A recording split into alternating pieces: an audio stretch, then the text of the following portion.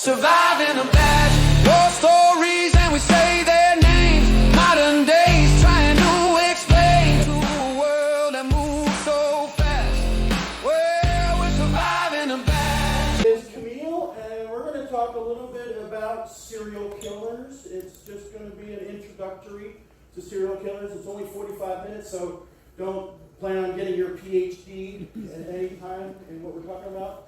But we're going to talk about some infamous serial killers. We're going to talk about their styles, and we're going to do some definitions of murder and things like that. So we're going to try to be interactive. I have a quiz. Everybody brought a pen, a piece of paper, okay, because there's a test at the end. All right, good. A little warning, we are going to talk about some sensitive materials. We're going to talk about murder and serial killing and things like that. So if you came in for fuzzy bunnies and rainbows, it is not that class. We're not going to be covering that. So let's get started. Who I am, again, I am Camille. I'm a retired police officer and a detective. 20 years.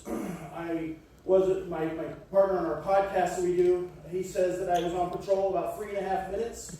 True, most of my work was as a detective. I worked everything from burglaries, rapes, child exploitation, murders. Ended up being able to work on 2 serial killer cases. During that time, advanced schooling, all that kind of stuff. And then I retired and went into an even tougher field, teaching high school. So that's a little bit about me. What I do now, when I'm not teaching you fine folks on cruise ships, I teach high school. That's kind of scary. But the high school that I teach at, we have an academy called the Academy of Law and Government. And the students either want to be crime scene investigators or patrol officers or lawyers or whatever. And it's a trade academy, and I teach that, and I teach world history. When I'm not teaching, I have a podcast with another retired police officer, and it's called Surviving a Badge. So if you listen to podcasts and like listening to cop stuff, then you might want to check that out. Also, I've written a book. It's called Behind the Badge. It's the definitive police and crime trivia workbook. If you're interested in that. So, story time. I like to break the ice with one of the stories of why I was probably on patrol for 3.5 minutes. First of all, any law enforcement in here? Any current? All right. Any retired law enforcement? All right. Awesome. Any second responders? Any firefighters in here? No? Okay. So, I was on patrol for about 3.5 minutes, and this is probably one of those reasons why I didn't last on patrol. For you police officers, you know, you get an alarm call, you respond, and I get this alarm call, and I'm responding, and the back door's open, so I'm going in, I draw my service weapon, and I'm going around, I'm cutting a pie, searching, round corners, all that kind of stuff, and nothing. The alarm went off, nobody's home, and as I'm holstering up, my nose starts running, and my eyes start watering, and I'm thinking, what the hell is this? And then my side is burning, and stupidly, I feel over here and it's wet. I'm like, what is that? And then what do? I bring it up to my nose and I smell, and I had pepper sprayed myself, then the side, and now I'm in this guy's house, snotting and crying, and I'm just glad this was pre-body cameras, because that would have been all over YouTube. So that's why, one of the many reasons why I was on patrol for about 3.5 minutes, as my partner said. All right, why I became a detective. And I think a lot of you guys can appreciate this video clip if it works. Let's make sure it works. I'm a warrior. I mean, little insignificant details always may have that again. Now, there's only one thing that I'm not clear about. Actually, there is one thing. What other thing? One more question, sir, about those sacks of gold. Just one more thing. So, in Columbo, everybody remember Columbo? Yeah. I watched him as a kid, and I'm like, yes, I want to be a detective. And there it was. All my life, I became a cop at age 19, and then I still am teaching law enforcement now. I love it, greatest job of all time. Detective was amazing. Another funny story. Anybody know who this guy is? LaMarcus McWilliams. Anybody hear about this guy? Killed 6 people in Texas. He was arrested in 2009. Anybody know how they caught this guy? So real brainiac here. He picks up this lady to assault her and murder her, and he's taken her out into the woods, and they get stuck. They get stuck in the mud. And brainiac that he is, it says, okay, I'll get in the back and push. You get behind the wheel, and when I'll just push us out. And she says, okay. And as soon as they are out of the mud, she guns it straight to the police department, and now he's in death. So that's that guy. In my career, I was lucky enough to work on 2 serial killer cases. Anybody ever heard of Richard Rogers? He's out of New York. He was the last call killer. And then Robert Hayes out of Daytona Beach. We'll talk about Richard Rogers first. He graduated college in Florida in 1982. After he graduated, he moved to Maine, and he had a roommate. His roommate here, Mr. Spencer, and sometime during the night, Richard Rogers bludgeons Spencer to death with a hammer. He rolls his body up into a carpet, puts him in a car, drives him into the woods, and dumps him in the woods. And when the police got him, he says, oh no, that's self-defense. And they're like, what? And he pleads self-defense, and he's acquitted. They acquit this guy for bludgeoning Mr. Spencer to death with a hammer in 1973. This will be key when it comes later. So after this murder, he starts going around and he starts killing people in New York, New Jersey, Pennsylvania, and he was called the last call killer because he was picking up gentlemen at the end of the bar night, last call. And he was taking them home, murdering them, dismembering their body. Remember I gave you guys a warning about the subject matter? Dismembering them, putting them in garbage bags, and dumping them alongside the road. In 1982, he comes back to his college reunion in Florida, and he picks up a victim, and Mr. Piro here, and he murders him and dumps him alongside the road. And then he goes back up to New York, New Jersey, and Pennsylvania, and starts working up there some more. I got the case when I became a detective 10 years later, and I entered the case into VICAP. Everybody's heard of VICAP? The Violent Crimes Apprehension Program. So the way it works is the FBI has this program, and if you have an interesting case, you can put all the details into this program, and it reaches out to agencies that may have similar situations, characteristics. I get a call from the task force up in New York, New Jersey, and they are working this case of these 4 victims up there. And they tell me that this guy picks them up at the bar, closing time, and they put these victims in garbage bags alongside the highway, and they have the garbage bags, and they process the garbage bags. Anybody know how they process the garbage bags? Any CSI, any forensics?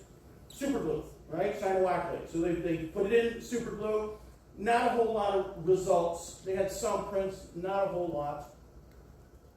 And here's some of the other garbage bags that he would put the garbage bags in 50-gallon drums along the turnpike.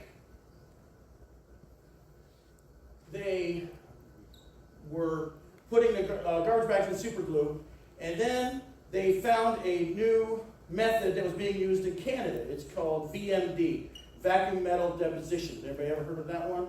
What they do, it's really neat. They superheat gold, and the gold turns into a vapor, and that vapor adheres to the fingerprints on plastic bags and other things. So they did that, and they got a lot of prints.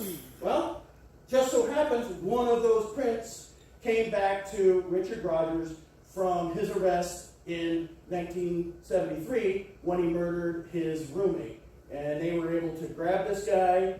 Come to find out, he was a surgical nurse at Mount Sinai Hospital. And all of his wounds were very unique.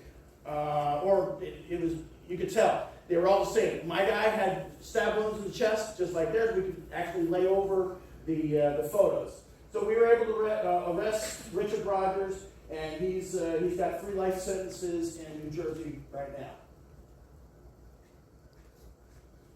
Robert Hayes.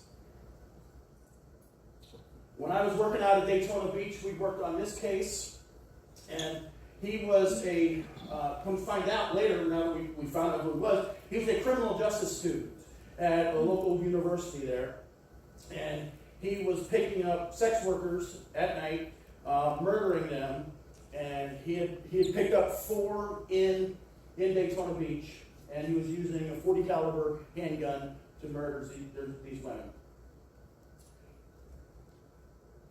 So he graduates college with his degree in criminal justice, and he moves to Palm Beach, and he picks up a lady there and murders her. And every scene that he had left DNA at the scene. So, how do you think they caught him? Because he was not, I will tell you this, he was not in CODIS. Because we'll talk about it later. CODIS is only for people who are convicted of a felony. So he was not in CODIS, but they were able to identify him. Anybody? The DNA websites. Yes, genealogy, DNA. So somebody in his family decided that they were going to check their ancestry, find out if they were Vikings or whatever, and it connected to the FBI and said, hey, this guy has a very close relative to your guy. And I always love this meme. I don't know if you can see it on the front one, you can see it on the back, where the serial killer's family has decided that they're all going to check their DNA. He's thinking to himself, well, that was a good run, because he knows he's done for. They identified who they thought was it through this genealogy. They did a surveillance. In that surveillance, they were able to pick up a cigarette butt. They ran that, same profile, and then they arrested him, and now he has 3 life sentences in the state of Florida. All right, how well do we know our serial killers? We think we got them? All right, you're not allowed to answer. You already saw this. You heard it. That's my wife right there. Who saw the twist contest last night? Some of you? Okay, we got Rob. All right, so what I want you to do is I want you to identify the serial killer, and then on a couple of them, I'm going to have you identify their serial killer name. All right, are we ready? Let's do this. Eileen Warnos. Yes, that was the easy one. She was picked up right around the corner from where I teach high school in Port Orange at the Last Call Saloon. But she was killing men in mostly the Daytona Beach area, some on the outskirts, and they were picking her up as a prostitute. And before they were able to engage, she was murdering them with her .22 handgun. And she was sentenced to death, Florida death row. All right, what about this guy? Easy enough. Ted Bundy, look at you. You're all over it. Okay, yes, Ted Bundy. He was operating all over the Northwest. He made his way to Florida, escaped jail a couple of times, and finally he was arrested in Florida for the murder of 2 Chi Omega students. And my son's girlfriend was at that university, or at that sorority house just recently, and I'm like, that's interesting. He confessed to 30. He would bludgeon and strangle his women. This guy, and we'll talk about organized and disorganized killers. Ted Bundy was considered to be a very organized, very smart, intelligent, very savvy. He was able to pick up 2 women at the same place on the same day, back to back. He picked up one lady, took her out, assaulted her, killed her, and then came back to the same park, was able to do the same thing. He was very intelligent, had a great manner about him until he murdered you. All right, what about this one? Ramirez, yes, Ramirez. Now, what's his serial killer name? No, it's not Zodiac. Night Stalker. Yes, he was a Night Stalker. All right. Ramirez worked out of Los Angeles in the 1980s. He had 13 victims, and his method was shooting, bludgeoning, and strangling. BTK. BTK, okay. All right, that's the easy one. We know he's BTK. What's his name? Dennis Rader. Dennis Rader. Who had that? Yes. Good job. Good job. Dennis Rader. BTK. Anybody know what BTK stands for? Bind, torture, kill. Man, you guys are the right audience here. All right. So BTK, he worked out of Kansas, and he was a gas worker. Killed 12 victims. Anybody know what got him caught? DNA email. Well, Huber's got him caught. No, floppy Letters. disk. Yeah, he sent a letter, and he said to the law enforcement, "You guys can't track computer stuff, right?" And they're like, "No, we can't track computer stuff." And he sent him a floppy disk or a disk, and lo and behold, got him. Considered a sexual sadist.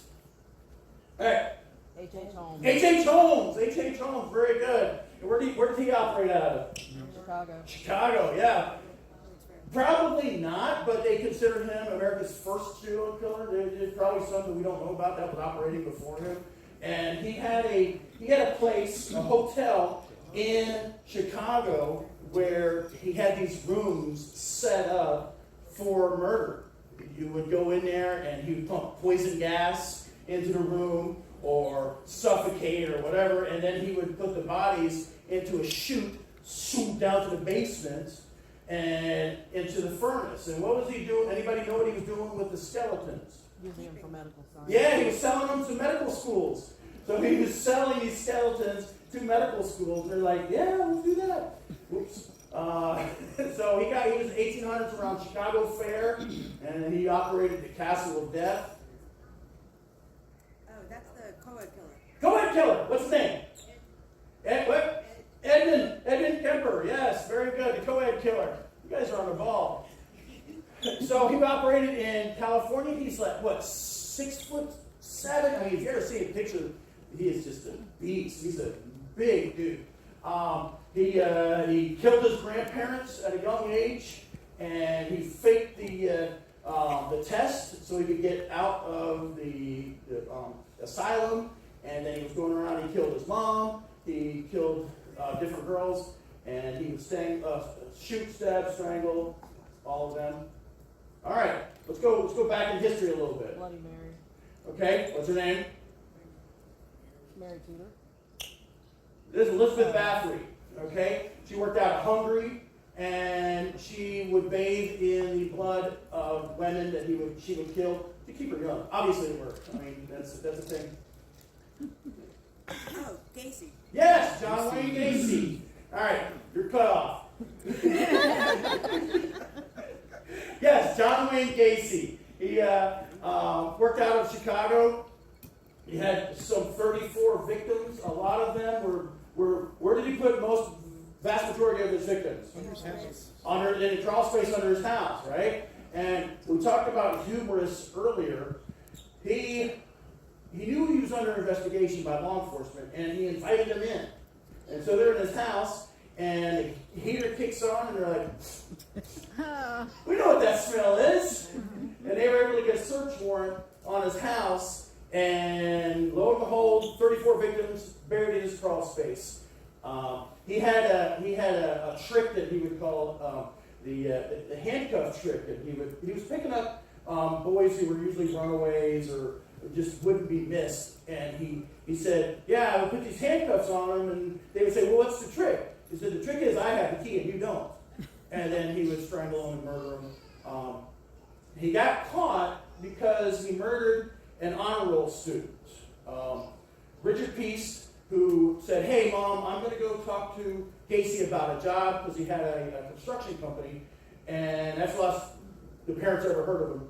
And they said, hey, we know that he was going to go talk to John Wayne Gacy. And then the investigation came, and they went into his house and smelled all the death and decay. You definitely know the smell if you experience that. Bonus question. Name of his clown. Pogo the clown. I thought I put you...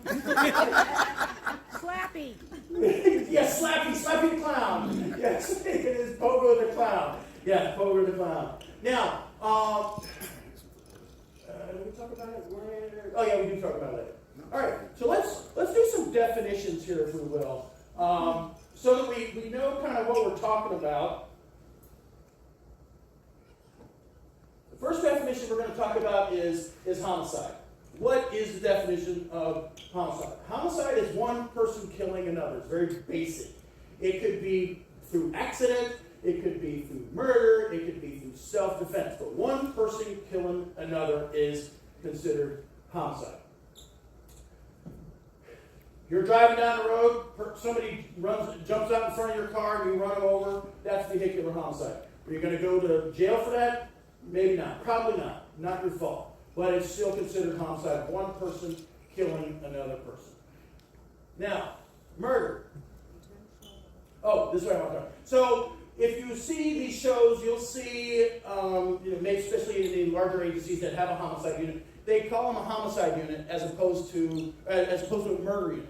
And it's called a homicide unit because they don't know. They go out there and they have a dead body, and it was caused by somebody else. So it is a homicide, but is it a murder? Is it an accident? Is it self-defense? And so that's what the detective's job is to do. They are supposed to go and determine if it's a murder, and then they're going to work it as a murder. So most of your agencies have a homicide unit as opposed to a murder unit. Murder is a narrower definition from homicide. Murder is the unlawful killing of one person by another. And there are different degrees in murder. What's first degree murder? Premeditated. Premeditated or planning. It doesn't have to be much. I had one of my first murder cases was 14-year-old is sitting in his bedroom and he decides he's going to get up and get a soda. He gets up and he goes into the kitchen and instead of getting a soda, he gets a steak knife, as you do. And he walks into his grandmother's bedroom and she's standing there and she's brushing her hair and he has the knife in his back pocket and he's talking to her. I have a brush just like that. And as soon as he says that, he cups his hand over her mouth. They struggle. They end up on the ground. He takes the knife, stabs her twice in the chest, piercing her aorta, and she bleeds to death. First or second degree murder? First degree, because it doesn't take a long time to plan it. It can be a matter of moments. It's not like the shows where they plan it for days and days and months and all that. As long as we could be able to show that there was some planning, premeditation. He picked up the steak knife from the drawer. He put it in his back pocket. That was the planning enough for the state attorney's office. And that 14-year-old got a life sentence, later commuted to 35 years, but he's still in prison now. 14-year-old stabbed his grandmother to death. Sad. All right, now what we're going to talk about, second degree is unplanned. Second degree murder, spontaneous. Husband comes home, he walks upstairs, his significant other, his wife, is having sexy time with the tennis instructor. He grabs a gun out of the nightstand, bam, bam, bam. First or second? Second degree murder, spontaneous. It happened right there, no planning, second degree murder. Manslaughter. Talking about manslaughter, and a lot of this might have to do with Florida laws, but we're going to talk about the general basic. Manslaughter is the accidental killing of somebody through great disregard. And I have students at high school, and I have a bulletproof vest in my class, and I give this example. I say, okay, Bob and Sam, you steal my bulletproof vest and you go home with it. And Bob, you say, hey, I bet that this bulletproof vest still works. I'll grab my dad's gun, you'll put on the vest, and I'll shoot you to see if it actually works. And he shoots the vest, it goes right through it, and kills him. Right? Did he intend to kill him? No. No. All right? It was an accident, but it was very, very, very, very, very, very, very reckless, and shouldn't have been done. And that's what generally manslaughter is considered. All right, so we'll talk about some other definitions so that we know what we're talking about when you hear things: spree killing, mass murder, serial killing. So, spree killing. Spree killing is the murder of multiple people at different locations, same time. So Frank, he's at home and he kills his mom. And then he drives to the 7-Eleven and kills the clerk there. Then he walks across the street, kicks open the door and kills the people there. And then he goes to a convenience store and kills somebody there. All one series of events, different locations, same time. That's spree killing. You guys maybe remember this one from a few years ago. Robert Carr, he went into a bowling alley and he killed a lot of people in there. And then he went to Schmeggy's bar and killed a lot of people there. And that's considered a spree killing. All happened same time, right? Different locations. That's spree.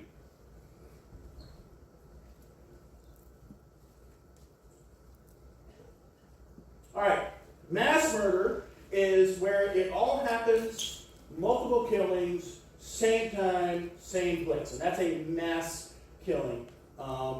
Such as the one that happened in Las Vegas, 60 victims. The guy went into the hotel across from, or that overlooked a music festival. If you guys remember that, smashed out the window, started shooting down into the music festival, and Stephen Paddock did that one and ended up killing 60 people. All one place, all same time. Spree. So you got or mass, spree, mass. And then serial killing. Now, it used to be that it was 3 or more victims, and the FBI changed that more to 2 or more murders carried out by the same persons. Now, why do I say person or persons? Who are these fine gentlemen down here? Anybody know? Do you know? No, she's not a plant. So that's the Hillside Stranglers. Did you say that? Yeah. I didn't say it, but I knew who they were. Yeah, Hillside Stranglers, and they were, I think they were cousins, and they worked together going around murdering girls. So it has to be person or persons, because we did have the Hillside Stranglers going out. So a serial killing is, you have a murder, and then there's a cooling off period. It doesn't have to be any specific time, but there is a cooling off period between the first murder, and the second murder, and the third murder, and it can change. There's a serial killer we're going to talk here about in a few minutes, where it changed. He started killing, and his next victim would be a month apart. And then by the time he was caught, he was killing somebody every week. He got more comfortable. He was killing left and right. And so there is a murder, a cooling off period. And a lot of times it's of a sexual nature. It doesn't have to be, but a lot of times there's many that Richard Kuklinski, anybody know who Richard Kuklinski is? He's hitman for the mob, right? He killed a crap ton of people, but it was not of a sexual nature. So don't get hung up that all serial killers have to be of a sexual nature. It can be various reasons, whereas a lot of them are, though. All right, yeah. So we know a lot of this information because in the 70s, the FBI went out and they interviewed a lot of these serial killers. They interviewed Edmund Kemper, and they interviewed Son of Sam, and all these individuals, and they found out why did you pick this person? What was your planning? What was your strategy? What did you do afterward? What was your ritual before? A lot of these things. And after interviewing 30, 40 of these serial killers, they were able to develop kind of a profile. And understand, a profile is not a crystal ball. Okay? You don't get, hey, this guy lives at 106 Main Street. He's there now in the kitchen. All right? It's a general view of kind of what we're looking for. You could look at the victimology, you can look at the crime scene, determine if they were an organized serial killer or disorganized. We're going to talk about that in a minute. And kind of get some ideas who this person might be, if they are intelligent, if they have a lower intelligence. And this is where this came from, in the 70s. All right, some other notable serial killers. Anybody know this guy? That is Golden State Killer. Golden State Killer, yes. Anybody else want to play? All right, yes. D'Angelo, Golden State Killer. He was a police officer. a little while as well. He's an old. Mistic Air and Heat, residential and commercial refrigeration and air conditioning services of Central Florida. Been in business for over 20 years, family owned and operated, offering law enforcement and military discount. Also, Hoffman Building, general contractor specializing in new home construction and commercial construction, as well as a complete remodeling service. Please contact them if you have the need for their services. Information is listed below for both of our sponsors. Thank you again, sponsors. Mugshot because he's operating a very, very long time before he was caught. Anybody know how he was caught? Ancestry DNA, yes. Ancestry DNA.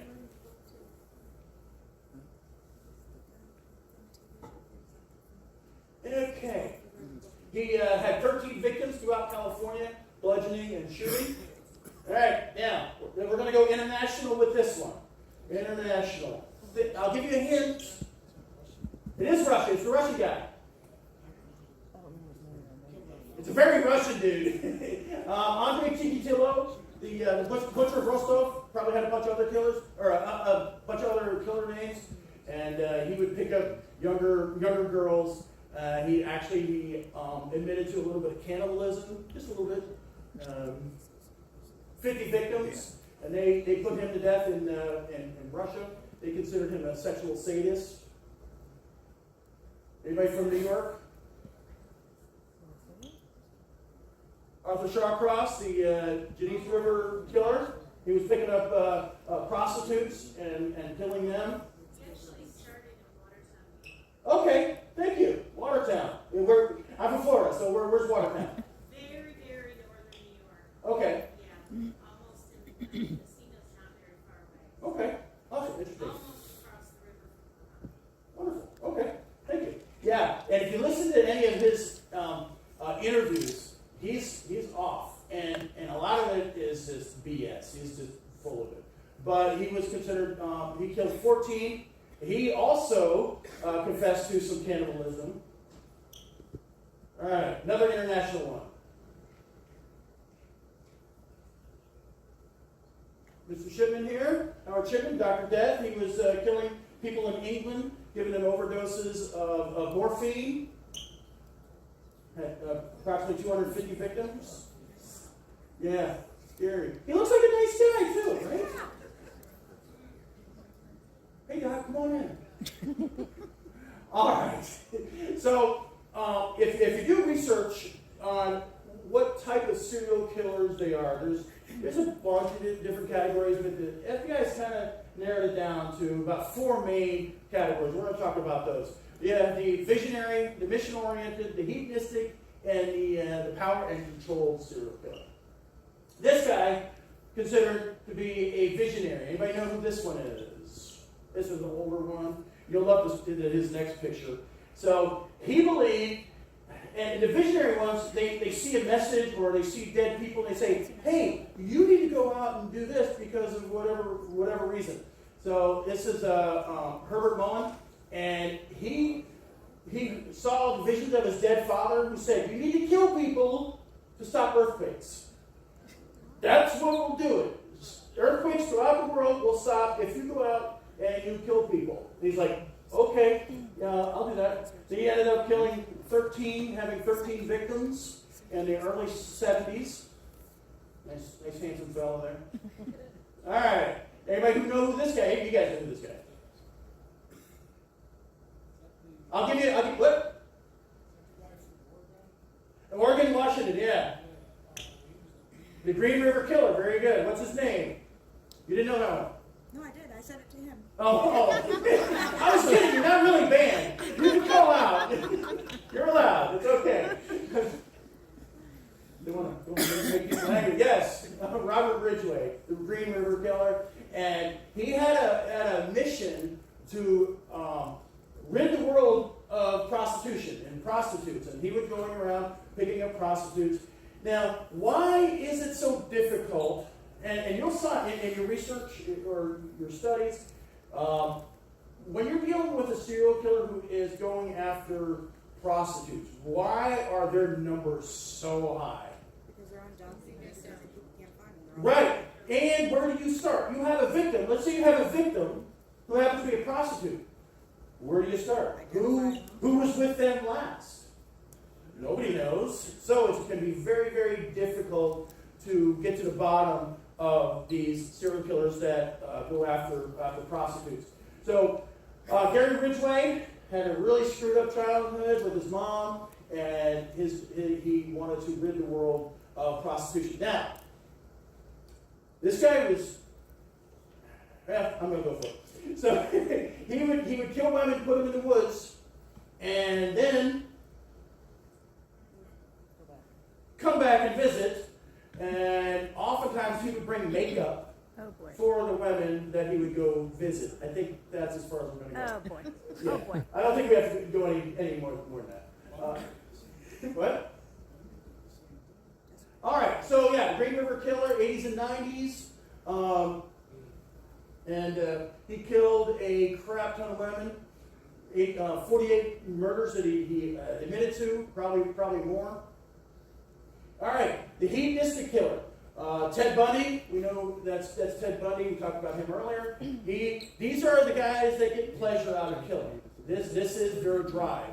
They get absolute pleasure out of the killing of these victims. A lot of times, the hedonistic killers can be considered intelligent. Investigation can be difficult. It take years. This guy was all the way from Washington to Florida. And he escaped jail twice. We talked about that earlier. His two last victims were FSU Chi Omega students, and he was executed in Florida in 1989. Anybody from Florida besides? Okay, all right. There was while he was on death row, seatbelt laws and stuff. Well, Florida was pushing the seatbelt laws. At the same time, he was in death row, and somebody made this sticker, and I wish I could find it. And it says, "I'll buckle up when Bundy buckles up." All right, so we know this. We talked about John Wayne Gacy before. Power control. His whole drive was power and control of his victims, and that's why he used handcuffs and binding, ropes, and things like that. And he had a sense. He got off on the power and control of over other people, and that's leaving them powerless. Killers sexually abused their victims. Right? He had 33 victims we talked about earlier. Now, interestingly enough, if you ever look at Poker the Clown's makeup, it's not your typical round, pleasant, makeup.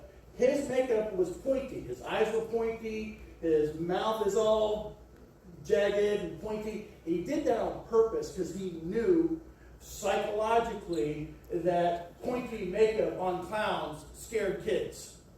So that was on purpose, and that's why his makeup of Pogo the Clown was angular and not round and smooth like your regular clown. Now we know why everybody's scared of clowns. Right? All right, let's last couple of minutes. Let's talk about organized versus disorganized serial killers. Anybody know who these fine gentlemen are? You're back on. You can answer. One of them's Ed Gein. Ed Gein, yes, Ed Gein. Israel Keys, yes, Israel Keys is the other guy. And Israel Keys is be considered one of the most organized serial killers. This guy, my daughter and I, we did a podcast for years until she got pregnant, had a baby, kids. It was called Murder Hour, and we would talk about different serial killers. And doing the research for this episode, because we did one of Israel Keys, we found out that he would bury kill kits in different parts of the country, and then he'd go bury him, and come back, and then he'd go over there, and he would dig them up, and then kill somebody and bury it again. There's probably kill kits all over the country. Very, very organized. Ed Gein, not so much. Killed a few ladies and was sloppy. He was a grave robber. I almost said digger, which was, but grave robber. He had all kinds of skulls and stuff in his house. One of the weird things that he had in his house was a box of noses. So everybody That's one of those, I guess. So, our organized killer. We'll talk about this guy first. Who is this guy? Atlanta murders. Atlanta Murders. I don't remember his Wayne name. Williams. And Wayne Williams was the guy I mentioned earlier about who would have a cooling off period that's shortened. He was killing a month apart, and then it worked out to about a week. So our organized serial killers usually higher intelligence, difficult to apprehend. They travel long distances to commit the murder. They go a long way. They plan it out. They usually bring their own devices to kill people, and they make it. They know about forensics. They know about crime scene investigation, and they usually make it difficult. Sometimes they will cut off hands and heads and bury those separately to delay the identification. So they know, they keep up with what's going on with the police department, the investigation, and they are intelligent. They know how to talk to people. They're very charismatic, that's why they're usually a lot more difficult to catch, our organized killer. All right, this handsome fella that you want to take home to mom, anybody know who he is? This guy's Otis Toole, and he's considered to be one of the disorganized serial killers. And they just really don't plan it out that much. They go in, use the tools that are there. They are usually a lower intelligence level, not very communicative, just awkward, and they are caught relatively easy. Your disorganized serial killers usually have a lower total victim count than your organized serial killer. A lot of them are mentally ill or on drugs, alcohol, which it makes it more difficult for them to have a higher function. Some of them are young, and so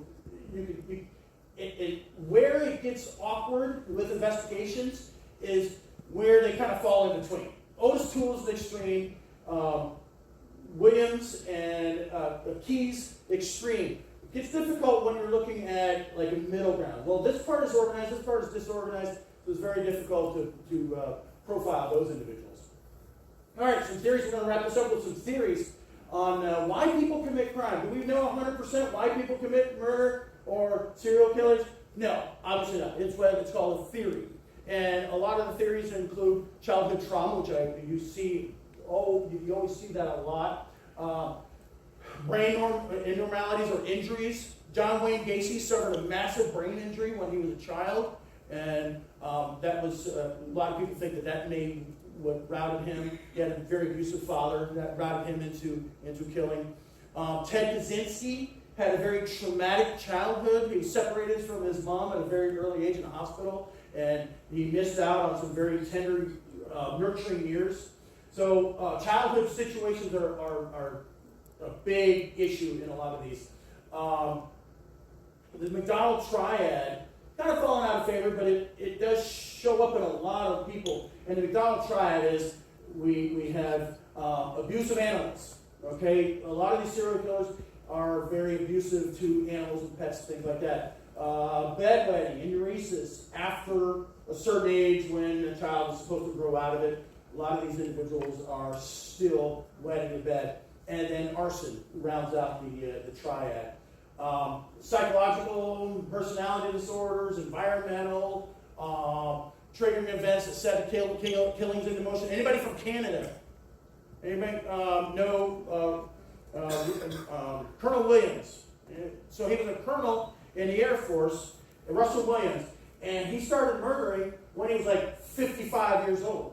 And breaking in and assaulting women and murdering them, and there was nothing ahead of that. So something triggered in his brain or something. Really interesting case for Colonel Russell Williams out of Canada.